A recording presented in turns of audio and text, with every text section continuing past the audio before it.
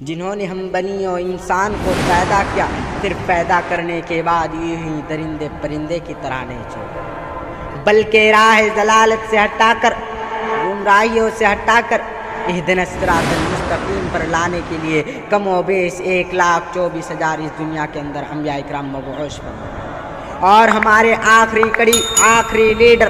تاجدر مدنی احمد مصطفیٰ محمد مصطفیٰ پر صلی اللہ علیہ وسلم، ان کے اوپر ہزاروں ہزار درود و سلام نازل ہو۔ اللہم صلی علیہ و اللہم بارک۔ اس کے بعد میرا موضوع خطابت ہے سود اور عقل حلال اور ایمان۔ معزز سامعین اکرام اور میرے سامنے بیٹھے ہوئے عزیز بھائیو، کہ محمد صلی اللہ علیہ وسلم کے امامات کے متقید اور متریف ہے کہ لوگ مسلمان کہلائے، مسلمان کہلانے کے بعد محمد صلی اللہ علیہ وسلم کے احکامات کے مطابق انہوں نے بات اچھی طرح اپنے دل و دماغ میں بیٹھا لی کہ صرف کلمات طیبہ کا اقرار کرنا چاہیے، صرف کلمات طیبہ کا اقرار، اور اللہ کے قدرت احسان کرنے والا، رب کے کائنات، خالق و مالک، موت حیات پر قدرت رکھنے والا، زندگی و موت بخشنے والا، نفع و نقصان پہنچانے والا، اور عبادت کے لائق دوسرا کوئی نہیں ہے۔ آدمی اس بات پر یقین رکھے کہ حضرت محمد رسول اللہ صلی اللہ علیہ وسلم اللہ کے سچے پیغمبر، اللہ کے سچے نبی، اللہ کے سچے رسول ہے،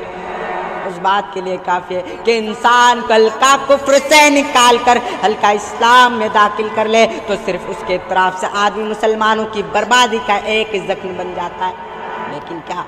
صرف کلمہ شہادت، اللہ کی توحید کا اقرار اور اعتراف انسان کا اللہ کے عذاب سے بچنے، اللہ کی جنتوں میں داخل ہو، رب کی رضا کے حصولوں کے موقع فراہم کرنے والا، اللہ کی مقرب ہونے کے لیے اس بات کے لیے کافی نہیں کہ بلکہ انسان مسلمان کہلانے کے باوجود اس وقت جنت کا وارث نہیں بن سکتا جب تک کہ محمد صلی اللہ علیہ وسلم پر نازل ہونے والی کتاب اور نبی پاک صلی اللہ علیہ وسلم کے قول فعل کو تقریر پیریوں کو نہیں سکتا، بلکہ اگر مسلمان کہلائے، مسلمان کہلانے کے باوجود اس وقت جنت کا وارث نہیں بن سکتا جب تک محمد صلی اللہ علیہ وسلم پر نازل ہونے والی کتاب اور نبی پاک صلی اللہ علیہ وسلم کے قول فعل، قول افعال کی تقریر جو سنت کی پیروی نہیں کرتا۔ بلکہ اگر کوئی مسلمان اللہ اور رسول صلی اللہ علیہ وسلم کے خوف گزرنے کے لیے ان کو 2 ٹکڑے کر دیا جائے، ان کے ہاتھ پاؤں کو کاٹ دیا جائے، ان کو اسلامی سلطنات سے نکل کر باہر پھینک دیا جائے۔ مومنوں، آج ہمارے معاشرے میں سود بہت پھیل گئی ہے، ہمارے معاشیت کا ایک حصہ بن گیا ہے مومن اور مسلمانوں ہے جو مر جانا گوار کر لیتا ہے لیکن اپنی اولاد کو آرام کھلانا اور خود کھانا گوار نہیں کرتا، وہ سود کے قریب نہیں پھٹکتا۔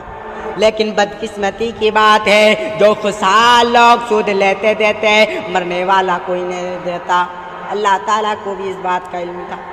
کہ کوئی غریب آدمی مر رہا ہو تو اس کے لیے مر رہا حلال ہے، کیونکہ غریب مجبور ہوتا ہے،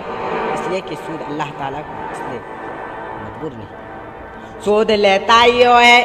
سود دیتا ہی ہے، جس کے اندر مال جمع کرنے کی ہوش ہوتی ہے، لالچ میں جس کی آنکھوں پہ پٹی بندی ہوتی ہے، دنیا کی ہر سود لین دین کا کام وہی کرتا ہے۔ اور ایک فیکٹری ہو تو دل کے اندر ہوش ہو جائے کہ 2 ہو جائے، اور ایک زمین کا ٹکڑا ہے تو چاہتا ہے کہ 2 ہو جائے۔